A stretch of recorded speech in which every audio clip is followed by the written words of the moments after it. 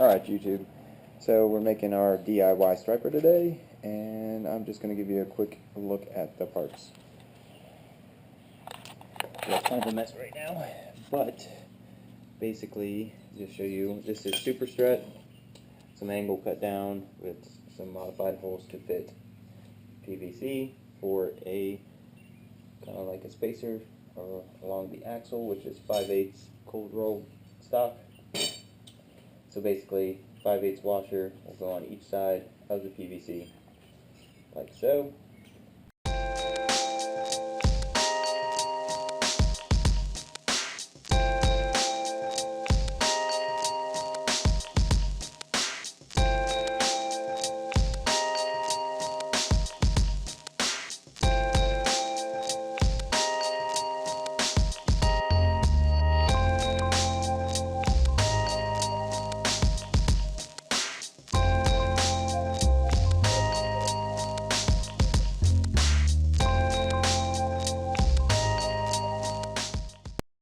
Alright, so my camera died, so we're going to basically be finishing this with a cell phone. Gotta love technology. Alright, so as you can see, here is all the parts. Kind of hard to show you, but basically we're going to assemble this in a order that allows a washer on each side of the wheel. Here's the wheel, washer each side, PVC in between each wheel to allow clearance for each wheel to operate independently of each other. Yeah, so let's go ahead and finish this.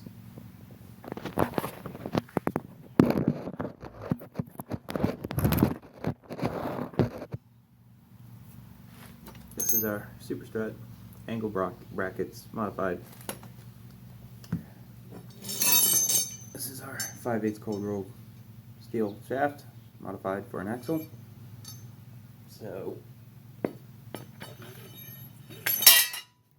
the first wheel on, we're going to slide a washer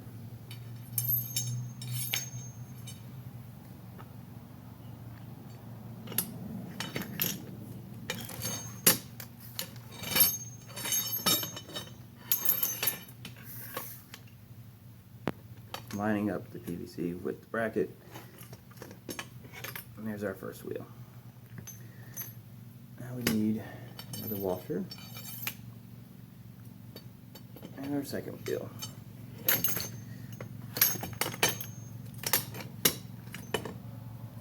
And as you can see, you're just going to repeat this. Washer, PVC, washer, and wheel.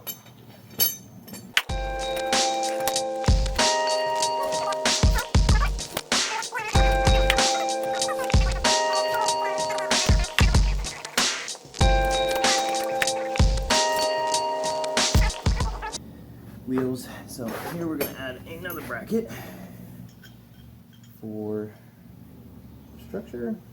So let me pull this off. Put this one on here.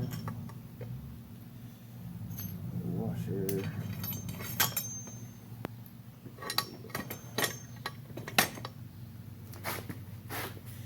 And I know lighting sucks, but as you can see, we're kind of somewhat getting somewhere.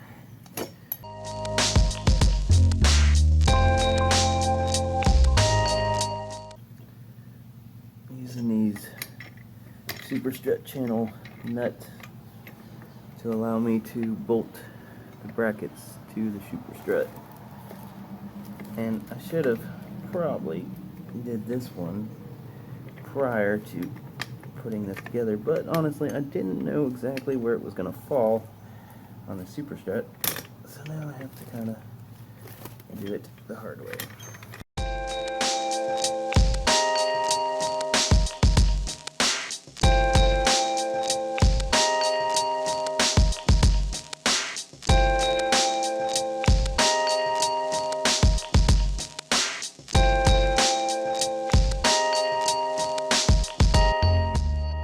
Alright, so I'm back.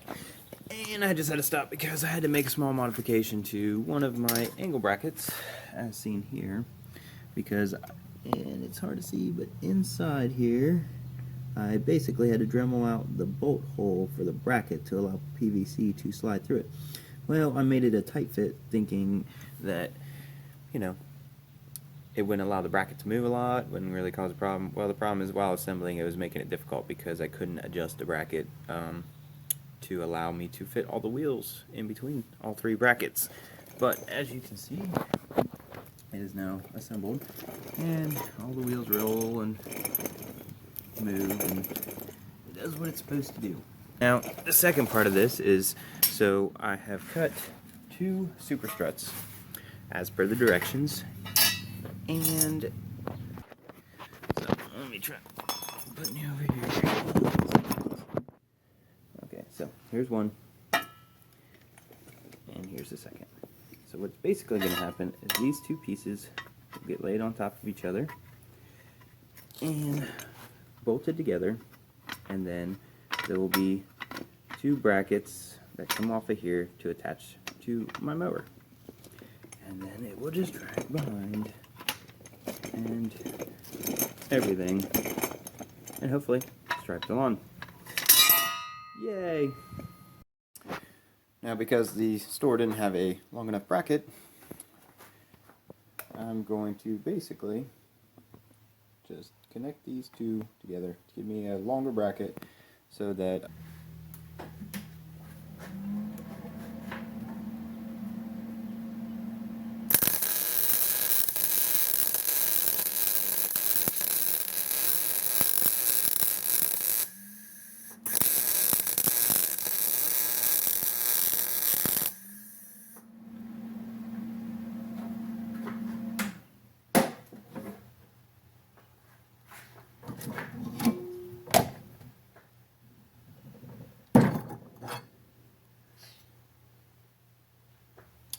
too cold.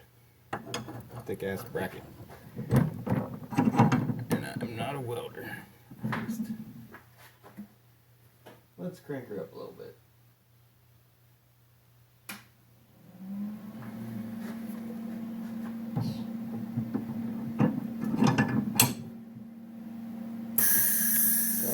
Yeah, helps if I ground it right. No.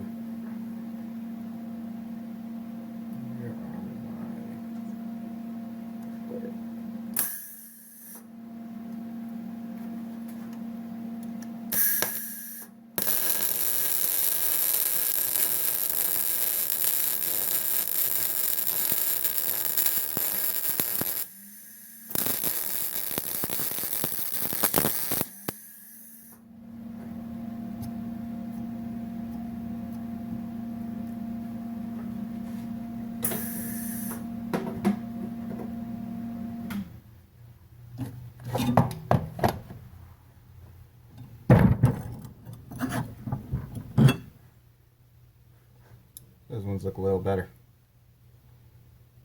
Definitely should be strong enough. Alright YouTube, to finish up this video, basically as I left off with welding the brackets, I had to go ahead and finish it up because I had to mow and time was running out. So I will just show you the finished product, which is pretty much where I had left off, minus a few assembly things, which I'll go over.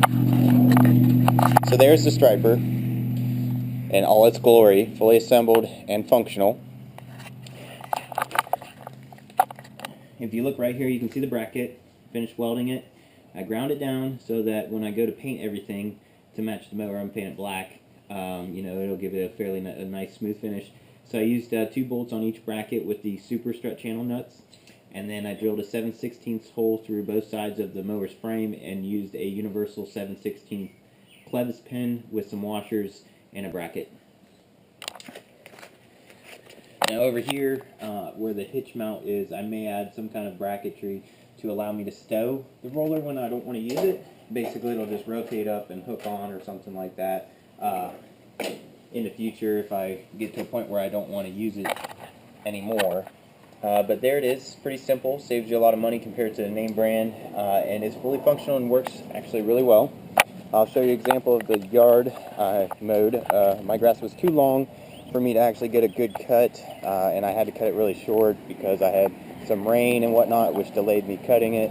So it was just way too long for me to get a good finish. But if you look closely, you'll be able to see there is some stripe definition actually in the yard, which is really nice compared to the mower before, where I couldn't really get any good stripes going. The lighting's really poor today, so it's not as defined as I'd like, but after a few mowings, hopefully I can get the grass to a good height and I can get some better stripes. But it works, and I'm extremely happy with the outcome considering the price and how much money I saved. So hopefully you learned something. Hopefully it helps you out if you're interested in making your own DIY striper. Please like and subscribe, and look forward to future videos of new things I come up with when I'm bored. Alright, later.